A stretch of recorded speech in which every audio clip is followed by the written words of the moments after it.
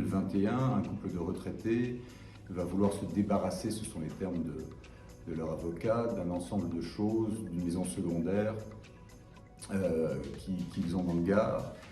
Ils font appel à un brocanteur pour une espèce de vide-grenier. Parmi les objets dont ils veulent se défaire, il y a un masque africain, qui est un masque Fang.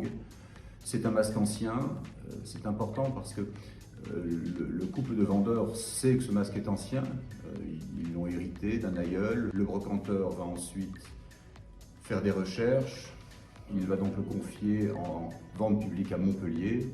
La maison de vente publique va faire appel à un expert parisien qui va reconnaître dans ce masque un masque Fang du 19e siècle, d'une société secrète, un masque Engil, qui était une société de juges. Donc un masque de juge, un masque très important, ils font un carbone 14 et l'expert va évaluer le masque à 300 à 400 000 euros. La vente publique aura lieu, elle va déchaîner des passions, c'est le feu des enchères, et le masque sera adjugé 4,2 millions avec les frais 5 millions. En fait, la problématique ici est très très simple. Les vendeurs ont attaqué le brocanteur en disant on n'aurait jamais vendu à ce prix-là, c'est donc une erreur sur la substance, et c'est en cela qu'ils se trompent.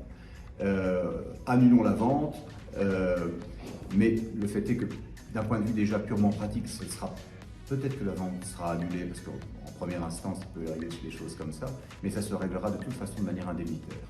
En réalité, quand on regarde bien le dossier, c'est une erreur sur la valeur. Ils savaient bien que l'objet était authentique, que le masque était authentique, ils savaient bien qu'il était ancien, le brocanteur le savait aussi.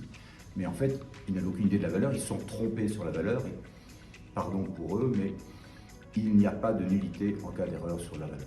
On peut comprendre que des gens qui vendent un masque à 150 € et se rendent compte qu'il fait 4,2 millions au marteau, soient logiquement émus, se rapprochent du brocanteur, et une discussion aurait dû avoir lieu, une indemnisation.